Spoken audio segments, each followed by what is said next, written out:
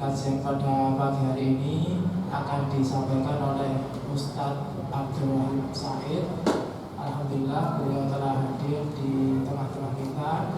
Semoga kita diberikan kemudahan di dalam menuntut ilmu dan diberikan ilmu yang berkah dan bermanfaat. Untuk selanjutnya kepada Ustadz Abdul Wahid Said, kami persilakan sampai dengan waktu syuruk.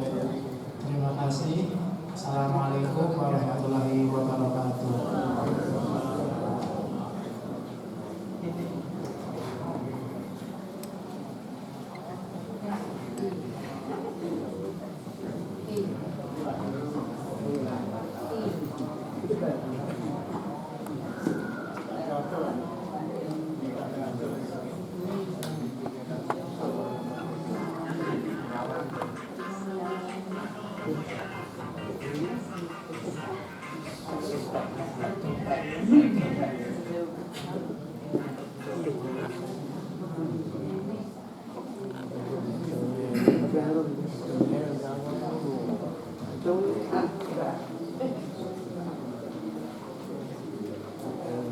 Assalamualaikum warahmatullahi wabarakatuh.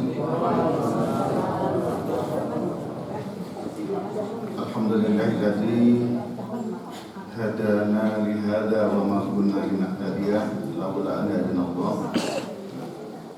Asyhadu an la ilaha illallah wahdahu la syarika lah wa asyhadu anna Muhammadan abduhu wa rasuluhu la nabiyya wa la rasula ba'da. Allahumma salli wa sallim ala Rasulillah Muhammadin ibni Abdillah wa ala alihi wa sahbihi wa man tabi'ahu bi ihsanin ila yaumil qiyamah, amma ba'd. Rabbi shrah li sadri wa yassir li amri wa hlul 'uqdatam min lisani yafqahu qawli. Subhanaka la ilma lana illa ma 'allamtana innaka antal alimul hakim. Jemaah subuh, Masjid Assalam rahimahullah. Kita bersyukur hari ini kita berada di lembar kedua di bulan suci Ramadan 1440 Hijriah. Kita bersyukur karena kita telah mampu melaksanakan puasa hari pertama. Insya Allah lancar tanpa hambatan. Kita bersyukur pagi hari ini kita dengan ikhlas, dengan rela hati kita pulang untuk melaksanakan taklim thalabul ilmi. Setelah tadi kita melaksanakan sholat subuh dan sholat qabliyah. Semoga segala amal ibadah kita Allah terima dan Allah mengabulkan doa-doa kita. Amin ya rabbal alamin. Salatullah wassalamuhu mudah-mudahan Allah limpahkan kepada junjungan kita Nabi Agung, Nabi besar Nabi Muhammad SAW. Baik, kita awali majlis ini dengan membaca basmalah. Bismillahirrahmanirrahim. Kita ngambil tema meluruskan niat. Amal bergantung pada niat. Sah tidaknya amal bergantung niat. Ikhlas tidaknya amal bergantung niat. Sukses tidaknya seseorang bergantung dia niat apa enggak. Mereka pakai niat ya enggak sukses. Alhamdulillah semua insya Allah niatnya sudah lurus. Tinggal kita mempertahankannya supaya tidak tergoda. Karena amal itu kadang sekarang tidak ikhlas, besok menjadi ikhlas. Ada bapak ibu yang kita ketika mau beramal buka dompet, lalu mau ngambil 10.000 keliru 100.000. Kartu tidak belum. Hari ini nggak ikhlas, lama-lama ikhlas. Ya wis kan kartu. Kembang jagung warnane ungu, barang wis kadung ganti dikapakno. Ikhlas pun. Atau sebaliknya, sekarang ikhlas, 10 tahun lagi menjadi bubar. Kenapa? Bil manni wal adha, karena mengundang-undang. Itu masjid itu sapa sing bangun? Tukang. Iku kan aku ya tak orang ada. Jadi ayah gitu. Jadi padahal sudah 10 tahun yang lalu. Hati-hati ya. Kalau mencerita narasinya yang bagus. Alhamdulillah kami dulu kontak, kami dulu merintis dan ngarepnya barongan gitu. Terus gerbangnya dulu ngono, koncone gak pakai akeh. Sing nyumbang titik rapat dan konsumsi. Sekarang alhamdulillah itu kan bagus ya, daripada kita aku ya gak ngadeg ini. Kadang seperti itu dan contoh-contoh yang lain. Artinya keikhlasan itu memang harus dijaga terus. Jangan sampai keikhlasan itu menjadi bubar gara-gara komentar kita yang tidak sesuai. Hati-hati, ini penyakitnya orang baik di situ. Godaan ikhlas. Misalnya panjenengan bantu seorang anak yatim ya, atau anak-anak dari keluarga kurang berada, bantu ikhlas sepenuh hati. Setelah itu anak itu sukses. Pas ketemu jenengan atau anak itu gak nyoba, mungkin gak fokus gitu. Lalu panjenengan ngomel-ngomel, macam narik gak duit, gak duit rasa terima kasih biyen bolak-balik bludas-bludas ke omah mangan saiki sukses. Hati-hati. Gimana? Mungkin arek itu gak fokus. Lagi melamun sehingga ketemu kita itu dia gak menyapa. Banyak godaannya memang. Baik, kita lanjut. Itu pengantarnya. Babul ikhlasu wa idarun niyati fi jamil amali wal aqwali al barizati wal khafiyati. Bab tentang ikhlas dan pentingnya menghadirkan niat dan pentingnya kedudukan niat fi jamil amali, di semua perbuatan, wal aqwali dan ucapan, wal ahwali dan segala situasi, al barizati yang tampak, wal khafiyati dan yang tidak tampak. Ikhlas sangat penting. Hadirnya niat sangat penting di semua apa yang kita lakukan, apa yang kita ucapkan, baik itu yang tampak maupun yang tidak tampak. Dasarnya pertama surat Al-Bayyinah surat ke-98 ayat 5, yang kedua Al-Had surat ke-22 ayat 37, dan yang ketiga surat Ali Imran surat ketiga ayat 29. Baik, kita dalami ayat-ayat ini. Yang pertama Al-Bayyinah ayat 5, A'udzu billahi minasyaitonir rajim. Wa ma umiru, padahal mereka tidak diperintahkan. Umiru ini dari kata amaru ya. Amaru itu mabni fa'il, umiru itu mabni majhul. Kalau mabni fa'il itu memerintahkan, kalau majhul diperintah. Padahal mereka tidak diperintahkan illa kecuali liyabudu, supaya mereka beribadah Allah terhadap Allah. Ini dibaca Allah karena maf'ul dari fi'il yabudu. Mukhlisina, dengan memurnikan lahu ketaatan kepadanya. Mukhlisina lahuddin, dengan memurnikan ketaatan kepadanya. Ad-dina, dalam menjalankan agama. Hunafa'ah, dengan lurus. Hanif itu lurus, bukan lembut ya. Hanif itu lurus. Kalau lembut itu latif. Wa yuqimu, dan hendaklah mereka mendirikan as-sholata, ibadah salat, wa yu'tu, dan menunaikan az-zakata, ibadah zakat, wa dzalika, dan yang demikian itu adalah dinul qayyimati, agama yang lurus atau tegak. Di sini ada kalimat mukhlisin.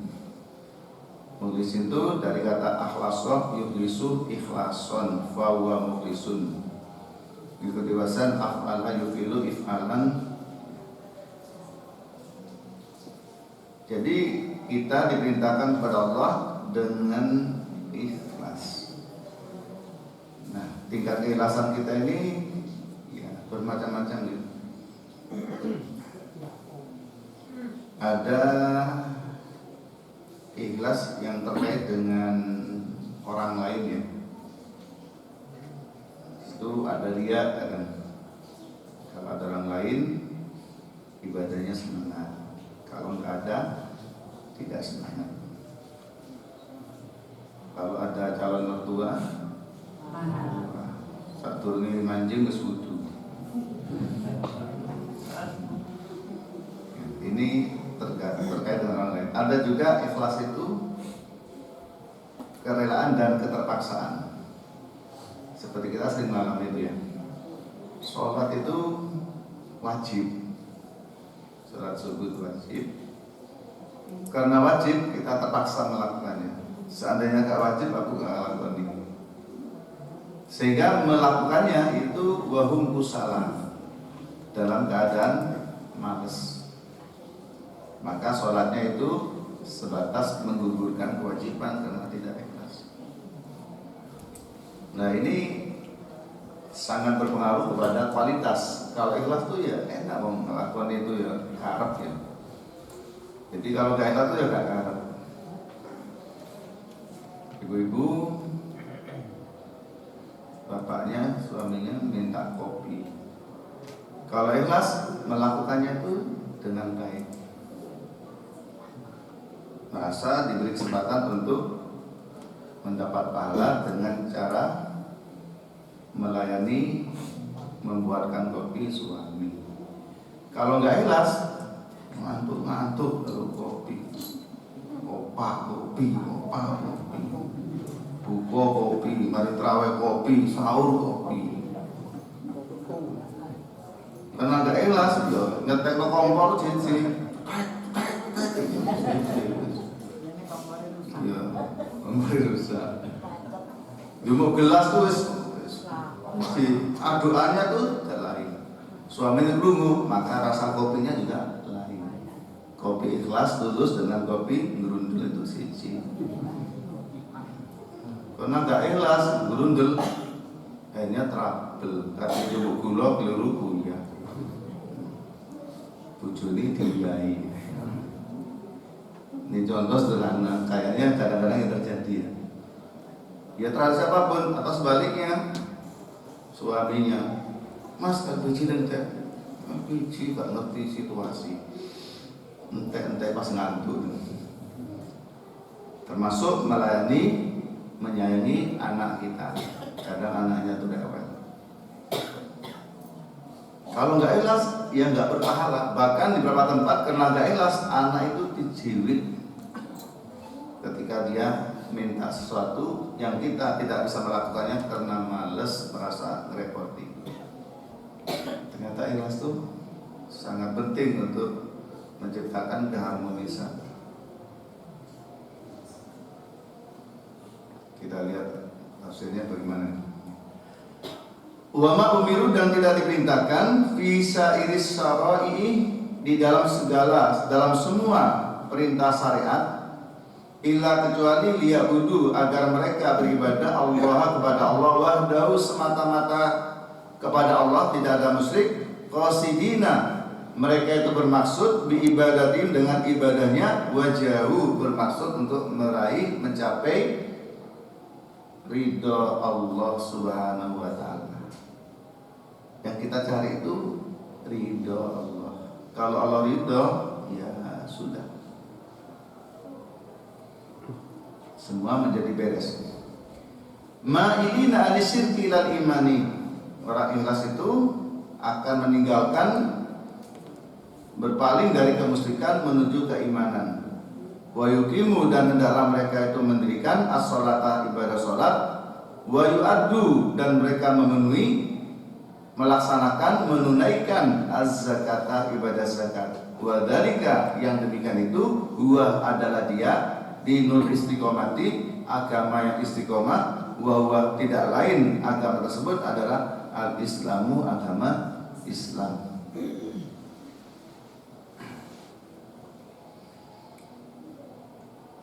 Ini surat apa Bu? Pak? Bayyinah ayat 5. Surat keberapa? 95. Juz berapa? Juz 30. Halaman berapa nih? Yang hafal tuh Ustaz Adi Hidayat. Tak pojok-pojok ya. Ustaz Adi itu hafal pojok-pojok ikutan. Kalau kita hafal pojok itu marah sama Pak Malik. Mau hafal dekat itu kudu kata boleh roti, de bono roti, de bono. Dia nanti sekolah cukup. Hafal bukan tanggal terus bulan dulu itu Sofi. Sampai lagi. Santai nih. Yang beruntung bisa S2 nih, senden ke Selatan. Yang beruntung ya. Memang kita itu perlu masjid yang banyak jaganya. Yang nggak boleh S3 nih, senden, Selatan, seliut. Sahuri pokok kan, sahuri rong piring.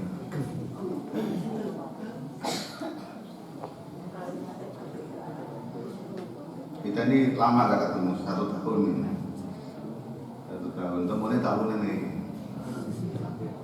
Ingin gula guru saat ini, tahunan ini, betul apa. Saking tahun 1, golek asal tidak ketemu, kita keliru ke sana aja. Di sini kok gak gabur, kurang ngalor titik. Saking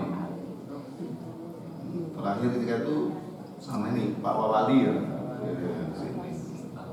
Tahun nanti Pak Wali itu sabar Ramadan ke Firdaus Ciliwung ya, sama Firdaus Kemantren, sama-sama Firdaus ini. Oke. Yang kedua Al-Had surat ke-22 ayat 37. A'udzu billahi minasyaitonir rajim. La yanalallahu ini maf'ul dari yanala, luhumuha wala dima'uha walaki yanalu taqwa minkum kadzalika sakharaha lakum litukabbirullaha ala ma hadakum wa basyiril muhsinina.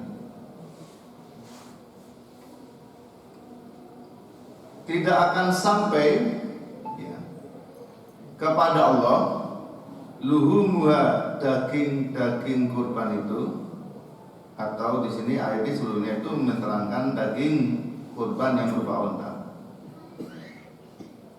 Tidak akan memperoleh keridhaan Allah luhumuha, daging binatang kurban, wala dima'uha, demikian pula darahnya.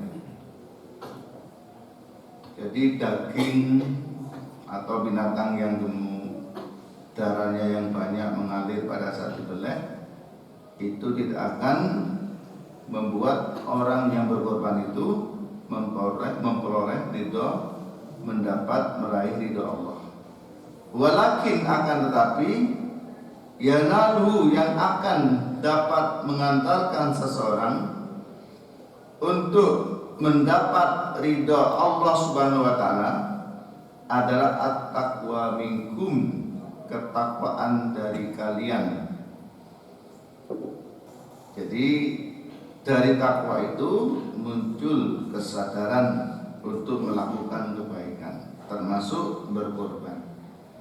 Karena takwa yang memunculkan kesadaran dan kemauan untuk melakukan taqarrub, mendekatkan diri kepada Allah dengan kurban. Kurban itu kan mendekatkan diri. maka dia rela menyerahkan satu ekor binatang kurban demi membuktikan takwanya, maka itulah yang akan mengantarkan seseorang dengan berkorbannya itu dia mendapat ridha Allah Subhanahu wa taala. Tetapi ketika korban itu disertai dengan niat-niat lain, misalnya korban untuk meningkatkan popularitas, korban untuk tujuan supaya dipilih dalam sebuah pemilihan, korban untuk ini dan itu, maka itu tidak mendapatkan ridho Allah. Nah, ini salah satu ibadah yang rawan, Pak ya. Kurban itu rawan untuk tidak ikhlas. Setan itu pintar. Ini kadang ada di hati itu ya nggak ngomong ya, berkorban ya tadi supaya populer, supaya terkenal, supaya menjadi orang yang dipandang di masyarakat. Apa nih? Kadang juga nggak gitu, tapi begitu sapi kambingnya itu diparkir, apa diparkir? Dicanjang ya, dicanjang ya, kok diparkir? Dicancang di tempat yang disediakan panitia itu jejer. Lalu suami bilang ke istrinya, "Ma, sapi ini awak dhewe sing paling gede, paling guweng, paling ganteng, sapi kok ganteng." Kata-kata paling sudah keliru. Karena begitu paling itu kalau di ilmu nahwu ketika isim tafdil maka di belakang itu ada yang di bawahnya. Kak koyo liyane nang ae. Liyane kurus-kurus. Wis kecen rembet ngono. Hati-hati, Pak. Begitu muncul sadar, astagfirullah, ya Allah, ampuni. Saya takut ya Allah. Ibadah saya tidak diterima, ibadah istighfar. Itu muncul pikiran, kalau begitu langsung diiringi dengan istighfar. Astagfirullah. Ngoten berarti kadzalika sakhara lakum, demikianlah Allah telah menentukan untuk kamu binatang-binatang itu mau diapakan saja termasuk dikurbankan, litukabbirullaha, supaya kamu mengagungkan terhadap hidayahnya yang telah alamahadakum, ya, agar kamu mengagungkan Allah alamahadakum atas apa yang Allah berikan petunjuk padamu. Kita bersyukur Allah itu memberi petunjuk sehingga kita mau berkorban. Di korban itu cuma 3, 1 onta, yang kedua sapi, yang ketiga yang keempat gak ada korban perasaan.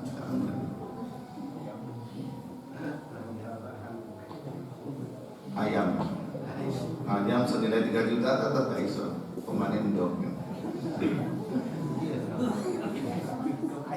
Untuk sapi ker senilai kambing 1 ekor ya nggak bisa, karena itu syariat. Syariat itu kan terkait ini ya, terkait sesuatu yang harus ditaati apa adanya. Baru hakikatnya apa? Mau berbagi.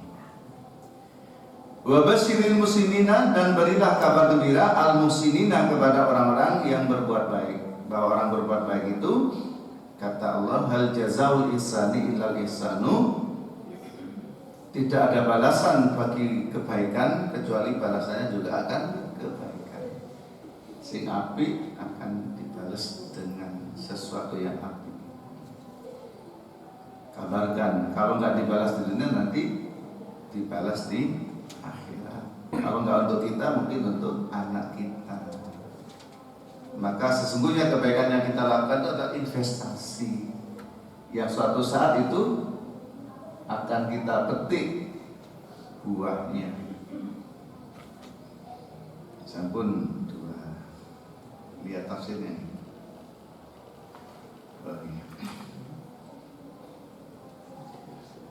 la yanalallaha min luhumi hadid dabahi wala min dimaiha syai'un. Tidak akan memperoleh ridha Allah dari daging-daging binatang ini yang dikorbankan, demikian pula dari darahnya syai'un. Syai'un itu kalau mana dasarnya sesuatu. Yang dimaksud sini sama sekali. Sama sekali. Jadi syai'un itu maknanya tergantung. Tergantung posisi ini maknanya qatun. Sama sekali enggak dapat ridha Allah. Enggak bisa mengantarkan seseorang untuk meraih ridha Allah. Walakin yanalu, akan tapi yang akan mendapat ridha Allah al-ikhlasu, keikhlasan fiha, di dalam kita hadhihi dabahi. Tetapi keikhlasan kita di dalam kita berkorban. Wa yakunal qasdu biha, dan hendaklah maksud tujuan biha dengan korban itu adalah wajah Allah. Wahdahu, hanya semata-mata untuk meraih ridho Allah. Wajah itu wajah, tapi yang maksud sini ada ridho.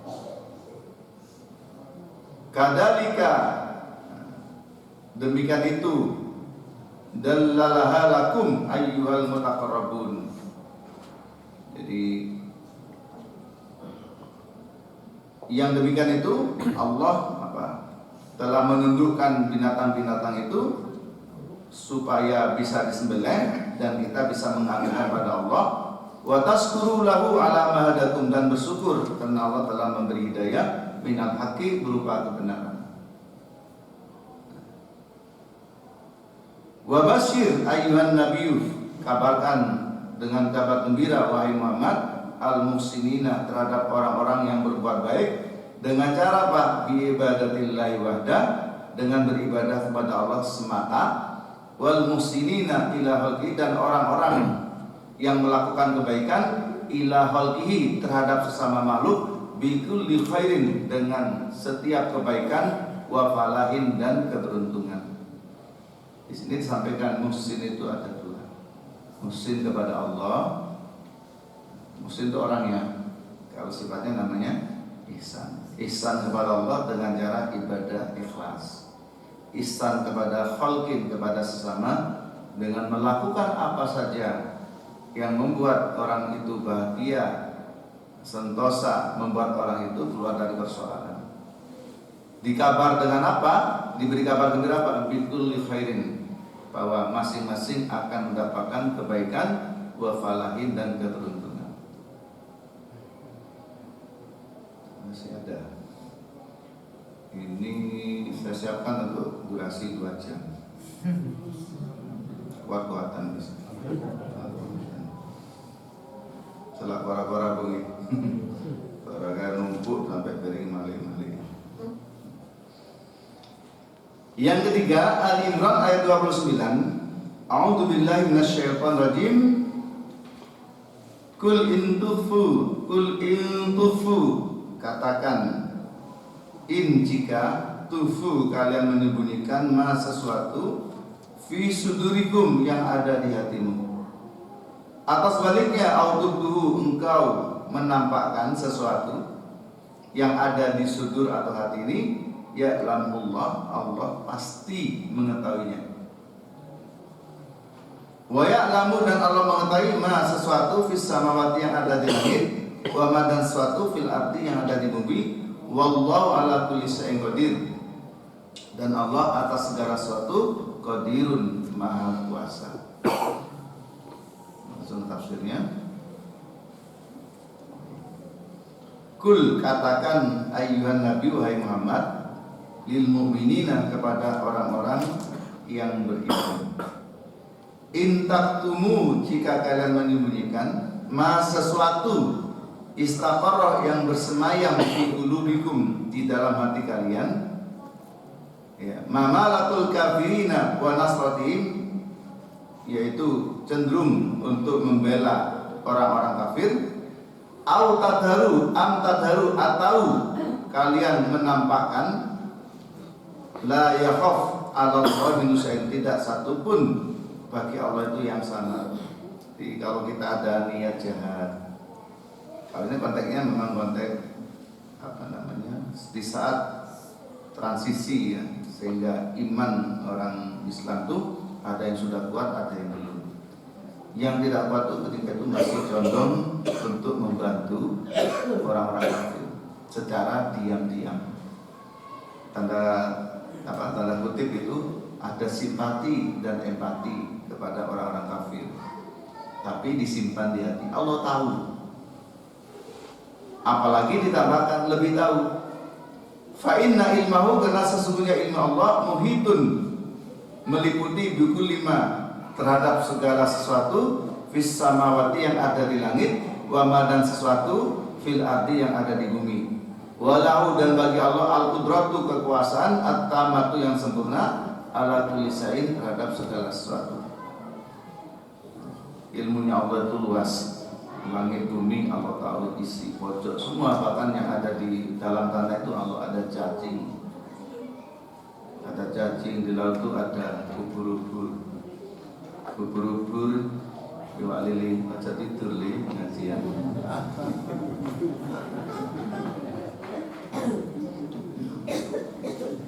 Berarti bapak-bapak tahu lili ya, ibu-ibu apa?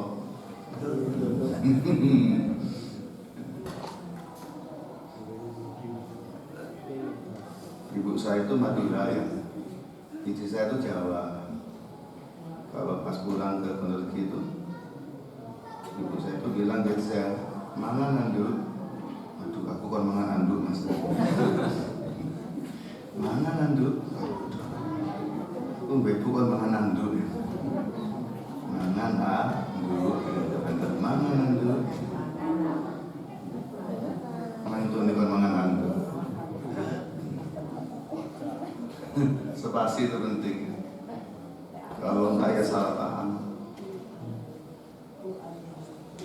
masih ingat ceritanya suami istri yang sedang menimbang sesuatu. Istri itu menimbang sesuatu dengan timbangan itu yang lawas terus, yang gambar apa dia? Ayam ya. Terus suaminya di sebelahnya, santai gitu, di pantai gitu. Terus bojone itu ngombe teh, kan teh. Istrinya itu minum teh, kan teh. Lalu bilang ke suaminya, Mas, iki tehku ngombean timbangan itu 2. Dan langsung diminum tehnya itu, terus timbangnya diangkat dibuat di sampah. Loh, kok di gua Mas? Jadi ini aku kan ngombe teh terus timbangannya dibuat. Ya tak gua ya. Umbian Mas, timbangannya dibuat. Ya tak umbian terus timbangannya tak gua, timbangan buat. Mas, umbian timbangannya dibuat. Pas kebetulan timbang aja kan, ono timbangan ya dibuat teman. Salah waktu. Kenapa? Ya, salah memahami. Iling pembian timbangan dibuat. Sampun, ayatnya sampun. Sudah habis waktunya. 12 menit ya. Hadis dari Umar bin Khattab yang pertama.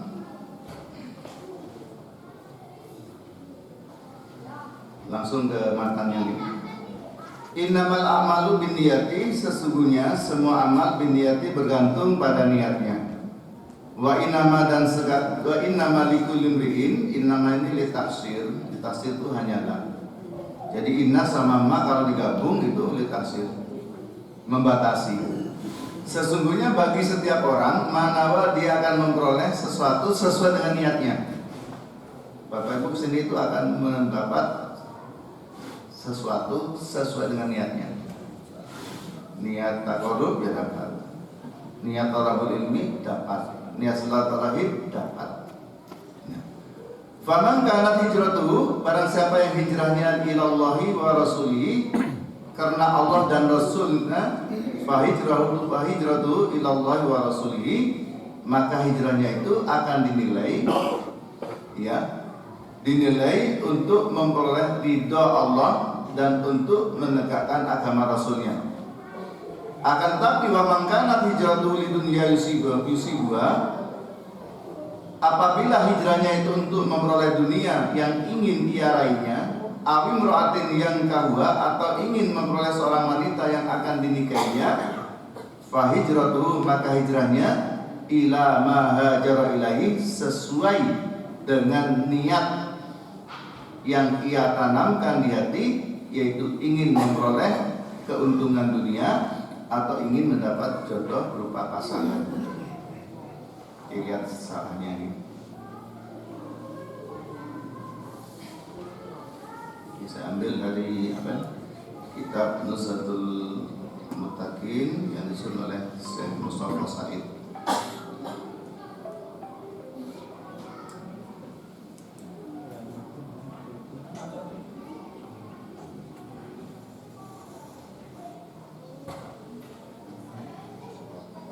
Ini Dakar Tabrani bisanati rijali sikatun alim nasrud. Karena fina rajulun, kata Ibnu Mas'ud, ada di tengah-tengah kami para sahabat seseorang khatabah yang akan melamar imro'atan, seorang perempuan. Yuqalulaha, sehingga orang itu disebut, perempuan itu disebut dengan Ummu Qais. Jadi pada saat hijrah ada seorang laki-laki yang ingin melamar seorang perempuan namanya Ummu Qais. Fa'abat an tatazawwajaha hatta yuhajirah. Lalu perempuan itu enggak mau dilamar, enggak mau dinikahi kecuali si laki-laki tadi ikut hijrah. Karena syaratnya itu fahajarah. Laki-laki itu wis aku tak hijrah. Pokoknya awamu belum tak rabi. Fatazawwajaha, lalu dia hijrah dan dia berhasil menikahinya. Fakunna nusammihi, karena peristiwa itu kami memberi julukan nama kepada si rajul laki-laki tadi dengan sebutan Muhajiru Ummi Qais. Dia seorang muhajir, orang yang hijrah karena seorang wanita yang bernama Ummu Qais.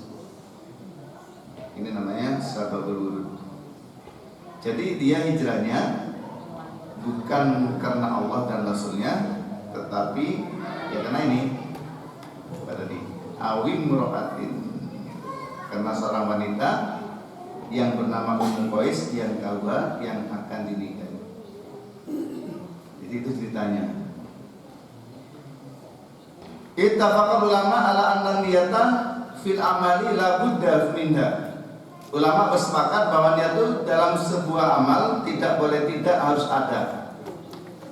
Liyutarat taba as-sawab ala filia, untuk menentukan supaya amal itu mendapatkan pahala. Walakinnahum fasalul qawla fi ja'liyah syartan li siyatil amal. Tapi ada yang mengatakan niat itu wajib, ada yang mengatakan niat itu anjuran, dan sebenarnya para ulama berbeda pendapat. Mahallun niyati, sedangkan tempat niat al-qalbu adalah hati.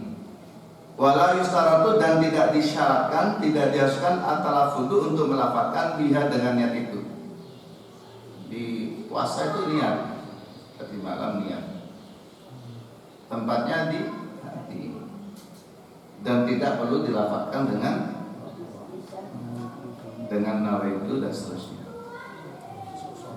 Termasuk sholat. Nah, hadirin masalah muslimin rahimahullah, maka di situ niat itu menjadi sangat penting, dan niat itu di hati sama di pikiran. Karena tekarep angen-angen itu bagian dari niat. Maka untuk supaya puasa kita itu terjamin niatnya, maka lakukan dua hal. Satu, tarawih. Tarawih itu menjamin niat kita. Aku tak tarawih. Apa kok tarawih? Ini poso. Apa ono wong tarawih gak poso? Gak ono sing ono wong poso gak tarawih. Ada gitu. Wong poso gak tarawih gak. Wong tarawih ngantuk ada enggak? Enggak apa-apa. Kalau makmum ngantuk apa-apa. Kalau imam ngantuk, supir ngantuk. Tapi makmum ngantuk ya lek geblak ya isin. Supaya nggak ngantuk gimana? Ngopi ya. Kalau saya ngopi supaya nggak ngantuk itu makan nasinya sedikit karena nasi itu adalah karbo ya. Kolaknya sedikit ya. Esnya sedikit, kurmanya sedikit, gorengannya sedikit ya. Sedikit demi sedikit lama-lama jadi buncit. Terus yang kedua sahur, itu menjamin niat. Apa ada orang sahur tidak puasa? Banyak. Apa ada orang puasa nggak sahur juga banyak ya. Ibu-ibu lebih terjamin lagi ketika habis taraweh itu ngususi beras, ngejak nusukon dan ngejikon. Apa bu? Iki dimasak, jangan dengan sahur. Itu niat. Nah ibu-ibu dapat 3 gitu. Dinjerno tapi diceklek. Lekat ceklek kita jadi beras abu ya. Di suatu tukaran oh posisi wae mangan ambil banget ya wong lanang gak peduli ya. Jadi cidal kasih tau sahur itu dicek Pak nggih dibantu ya. Yang namanya pikiran kan macam-macam ya. Apalagi ibu sekarang tuh masak ambil harian yang kanan nyekel alat masak sing kiri harian bisa keliru sing dicemplung HP ini nang lajen.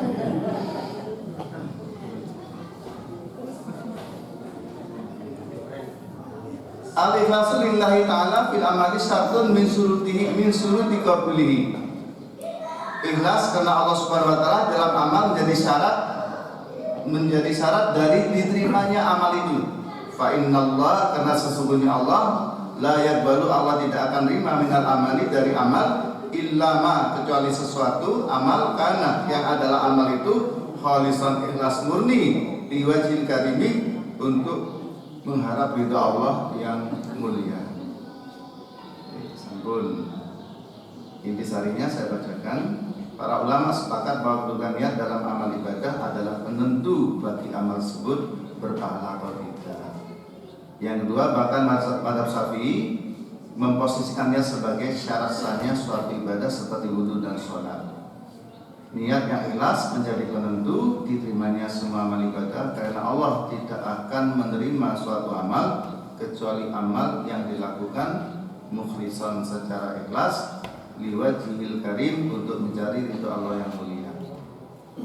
Ini 3 inti dari syarat tadi. Baik, kita lanjut. Apa hakikat niat? An-niyatu ay haqiqatuha syar'an qasdus sa'i muqtarinan bi fi'lihi. Niat itu adalah hakikatnya menyengaja untuk melakukan sesuatu yang disertai melakukannya. Jadi ketika kita sholat tadi itu sudah niat karena kita sudah ada pikiran ngatur mulu. Dan pikiran ya tadi sudah bisa dibedakan, ada yang baru datang tahiyatul masjid kena longgar, ada itu kalau dilakukan sholat qobliyah, kemudian satu qomat lalu ngatur muluan. Itu jelas di situ di dalam hati kita menyengaja untuk melakukan sesuatu yaitu sholat subuh. Karena kita di belakang imam pasti di situ ada kata ya aku bermakmum lapor udah di imam lekat ngapung itu ya. Ini jadi menyengaja sesuatu perbuatan bersamaan bifilihi dengan melakukannya. Fa in taraha al-fi'lu an dalikal qasdu summiya dalikal qasdu asman la niyatan wa amal watan fa yamlaku qasdu sawan qarinal fi'li amla. Apabila menyengaja melakukan sesuatu tetapi sesuatu tersebut akan dilakukan di masa mendatang, maka itu disebut dengan azam bukan niat karena jaraknya masih jauh. Tapi kalau sudah dekat ya, maka itu ya dikatakan niat. Kalau puasa itu ya karena Nabi menyampaikan malam yubayit falas ya malam, karena siapa yang tidak bermalamkan niat maka tidak ada tidak ada puasa. Maka bermalamnya itu dimulai niat itu sejak maghrib. Ya. Adapun niat menurut bahasa maka berarti mutlak, yaitu qasdul fi'li, bermaksud melakukan sesuatu, baik penyengajanya itu bersama dengan melakukan perbuatan ataupun tidak. Itu dikatakan niat. Di dalam tinjauan kaidah ushul fikih ada kaidah al-umuru bimaqasidiha, segala sesuatu tergantung tujuannya. Itu di dalam ushul fikih. Al-umuru bimaqasidiha, sesuatu itu dikatakan sah tidak tergantung tujuannya. Sesuatu dikatakan baik dan tidak tergantung tujuannya. Ini saya kira ini masuk panjang Bapak Ibu ya, tapi waktu nggak mencukupi ya. Baik, boleh. Monggo Pak. Terima kasih Pak. Untuk masalah niat kan memang dalam proses saja. Dan hubungannya dengan kita bersama dengan bacaan basmalah itu gimana?